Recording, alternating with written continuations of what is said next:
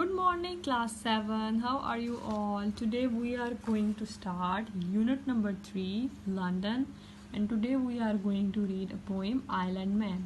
For a Caribbean island man in London who still wakes up to the sound of the sea.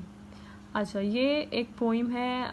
इसमें हम देखेंगे कि बात करें कि एक शख्स है जो कि कैरिबियन आइलैंड का है, लेकिन वो रहता कहाँ पर है? लंदन में रहता है. और वो किसकी आवाज़ से उठ गया है?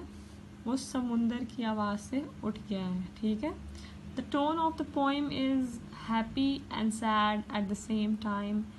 ये जो आइलैंड मैन है वो रहता लंदन में है, लेकिन वो इमेजिन अपने आइलैंड को कर रहा है. ओके, अब हम आगे पोइम पढ़ेंगे. Morning, an island man wakes up. Okay, the start of the poem is very simple. Morning, सुबह, सुबह बखैर. और आइलैंड मैन उठता है to the sound of the blue surf. Blue surf बोलते हैं नीली, ब्लू वेव्स को बोलते हैं, सर्फ वेव को बोलते हैं. In his head the steady breaking and warming. Warm बोलते हैं बेसिकली, आपने देखा होगा कि जब बच्चा पैदा होता है तो वो अपनी माँ के पेट के अंदर होता है. ठीक है, तो उसको वार्म बोलते हैं. अब हम इसका मतलब देखेंगे क्या है. टोन बहुत सिंपल है. मॉर्निंग से शुरू कर रहा है. जो आइलैंड मैन है उसकी नींद किस तरह खुलती है? उसकी नींद समुंदर की नीली जो वेव्स हैं जो उसके दिमाग में चल रही हैं उससे उनकी आँख खुलती है. और जो वेव्स हैं वो आपने देखा होगा, वो आती हैं और वो जाती हैं, वो बनती हैं और बिखर जाती हैं. तो जो यहाँ पे वार्मिंग का मतलब ये है कि जैसे बच्चा माँ के अंदर सेफ फील करता है, इसी तरह वो शख्स अपने आइलैंड पे सेफ फील करता है, सेफ वार्म फील करता है. ओके, नेक्स्ट स्टेंजा में देखें. Wild sea birds, the fisherman pushing out to sea, the sun surfacing defiantly from the east of his small emerald island, he always come back groggily. Okay, उसकी आँख खुलती है उसकी, जैसा हमने देखा कि ब्लू वेव से. तो वो अपने आइलैंड पे क्या देखता है? वाइल्ड सी बर्ड, जंगली जो समुंदर के जो परिंदे हैं. इसके अलावा वो फिशरमैन्स को देखता है, वो जो माहीगीर हैं.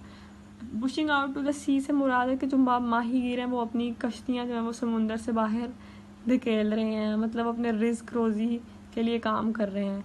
And the sun surfacing defiantly. अच्छा, यहाँ पे पर्सोनिफिकेशन की गई है. इसका ये मतलब है कि जो सूरज है, जब आप कभी आइलैंड पे या समुंदर पे कभी सनसेट को देखें तो ऐसा लगेगा जो सूरज है वो बिल्कुल जो है वो समुंदर के पीछे से या समुंदर के अंदर से उसको चीरता हुआ निकल रहा. जबकि ऐसा नहीं होता, लेकिन वो हमारा सिर्फ पर्सपेक्टिव होता है आँख का, तो हम जब उसको देखते हैं. तो इसी तरह इससे मुराद है कि जो सूरज है वो रेजिस्टेंस शो करते हुए मशरिक से वो क्या हो रहा है? तलू हो रहा है. अच्छा, of A small emerald island. Emerald शायद इसको इसलिए भी कहा गया हो सकता है कि जो समुंदर का जो पानी है वो कुछ नीला और कुछ फिरोजी सा है, इसको इसलिए एमराल्ड से तशबीह दी गई है. और उसने अपने आइलैंड का नाम भी एमराल्ड आइलैंड रखा हुआ. He always come back groggily. अच्छा, ग्रोगली का मतलब होता है एग्जॉशन. अब वो अपने आइलैंड से जो है वो वापस आ रहा है. ठीक है, वो किस तरह वापस आ रहा है? वो बहुत एग्जॉटेड है, एग्जॉशन है उसके अंदर. वो बहुत थका हुआ है, वो बहुत लो फील कर रहा है. तो अब हम नेक्स्ट स्टेंजा में देखते हैं. Come back to sands of a grey metallic soar to surge of wheels to dull North Circular roar. Come back to sand, यहाँ पे अब नेक्स्ट स्टेंजा में ट्रांजिशन है. अब वो अपने आइलैंड से जो है वो वापस जो है वो अपनी रूटीन लाइफ में आ रहा है, जैसा जहाँ वो लंदन में रहता है, जिस तरह की वो लाइफ गुजार रहा है. कमिंग बैक टू सैंड, आपने वो देखा होगा जो सैंड होता है वो टाइम पीस जो होता है, जिसमें वक्त को मैयर करने के लिए या वक्त गुजारने के लिए यूज़ किया जाता है. इसी तरह वो कह रहा है of grey metallic soar. Grey metallic soar से मुराद है कि जो मतलब जिस शहर में वो रह रहा है वो बहुत डल है. लंदन एज एन अनप्लेजेंट बीच, या वो मेरे को ले रहा है वो लंदन बहुत डल है जहाँ पर गाड़ियों का शोर है. ग्रे मेटालिक से मुराद है गाड़ियाँ. The surge of wheels, surge बोलते हैं इजाफे को, व्हील से मुराद है यहाँ गाड़ियों का शोर है. और जहाँ पर वो रहता है उस जगह का नाम क्या है? North Circular road. जो लंदन की जो नॉर्थ लंदन में हो रहता है, मतलब ईस्ट से वो वेस्ट में आ गया है, वेस्ट से मुराद वो लंदन में आ गया है, और लंदन जो है वो बहुत बिजी जगह है, बहुत डल जगह है। आगे नेक्स्ट स्टेंजा में देखें, muffling muffling his crumpled pillow waves, island man heaves himself another London day. इसका एंड जो है वो बहुत सिंपल है, मे बी इनअप्रोप्रिएट भी कह सकते हैं। मफलिंग मफलिंग का मीन होता है धुंधला धुंधला सा, मतलब वो अपनी इमेजिनेशन या अपने ख्वाब में से मतलब वो वापस आ रहा है अपनी एक्चुअल लाइफ की तरफ। इस क्रम्बल्ड पिलो वे, और जो वेव्स जो इमेजिन कर रहा था वो सिर्फ क्या है, वो उसके पिलो या उसके तकिए की वेव्स हैं। मतलब जब हम सो के उठते हैं तो आप देखते हो अपने पिलो के ऊपर जो है वो चादर जो है उसकी वो सिलवटें पड़ी होती हैं।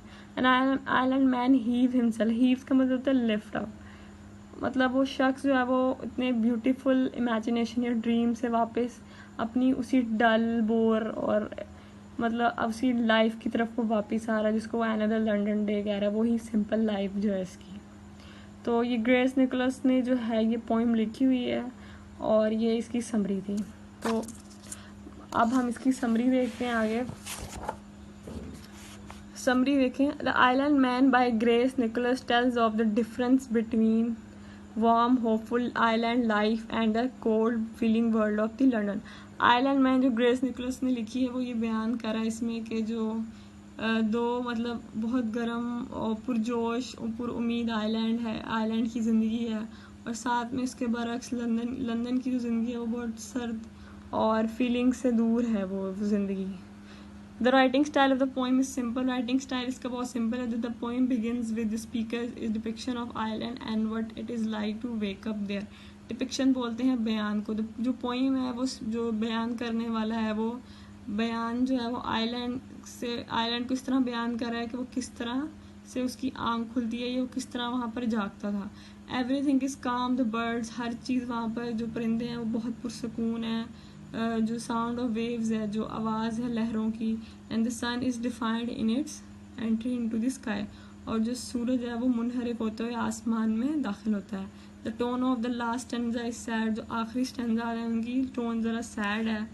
And there is a transition, the man is forced to return to London and the grey world of the North Circular road.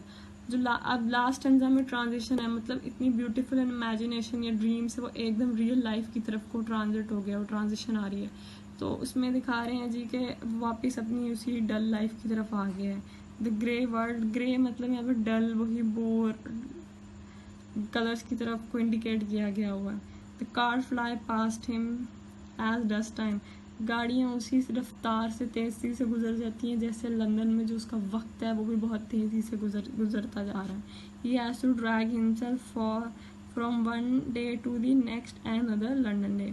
जो वो अब अपने आप को उस ब्यूटीफुल इमेजिनेशन से जो है वो वापस अपने आप को उसी रूटीन में जो है वो वापस अपने आप को उसी next and other London day की तरफ लेकर आ रहा है. अपने मतलब उसी काम की तरफ लेकर आ रहा है जहाँ पर उसने सुबह जाना है, काम करना है और अपनी रोज़ी रोटी कमानी है, वही उसकी ज़िंदगी है. तो ये जो है इसकी समरी थी इस सारी पोइम की. तो आपने जो है वो इसकी सारी समरी को अच्छी तरह से समझने से, कॉन्सेप्ट को समझना है, इसको अच्छी तरह से मेमोराइज करें, इसके वर्ड्स मीनिंग जो है उनको अच्छी तरह से याद करें. Class, that's all for today. Thank you class.